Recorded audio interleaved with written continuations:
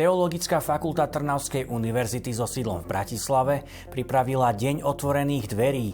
Záujemcom o vysokoškolské štúdium predstavila jednotlivé odbory.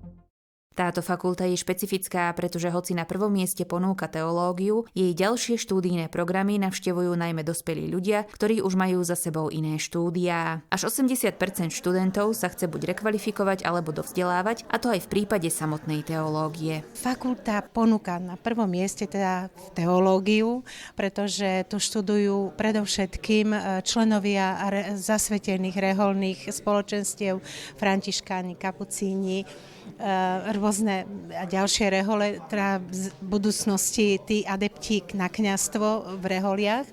Potom máme tu veľa ľudí na tomto programe, aj laikov, ktorí sa chcú pripraviť alebo chcú viacej sa zdokonaliť v tej hĺbke toho učenia kresťanského. Okrem samotnej teológie ponúka fakulta aj možnosť štúdia counselingu. Ten sa zameriava na počúvanie a sprevádzanie ľudí v záťažových situáciách. Tretí program, ktorý je úplne nový a beží prvý rok, je kultúrna a náboženská mediácia. Ide o denné programy, ktoré sa ale vyučujú v blokoch a preto sú vhodné aj napríklad pre zamestnaných.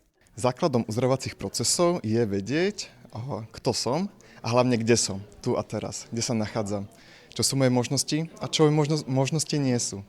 A ten counseling nás učí prijať seba, taký, akých sme. Toto štúdium mi dalo v prvom rade taký hlbší náhľad na človeka, na jeho hodnotu, aj v rámci nejakého kultúrneho nastavenia, nejakých jeho hodnôt, tradícií možno, v ktorých vyrastá.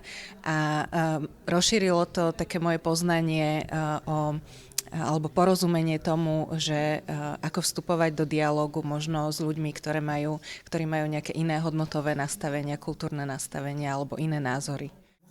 Okrem tohto prvého formálneho dňa otvorených dverí bude fakulta počas nasledujúcich mesiacov organizovať aj ďalšie, menšie, napríklad vo forme otvorených hodín. Všetky informácie zverejňujú na stránke školy www.tftu.sk.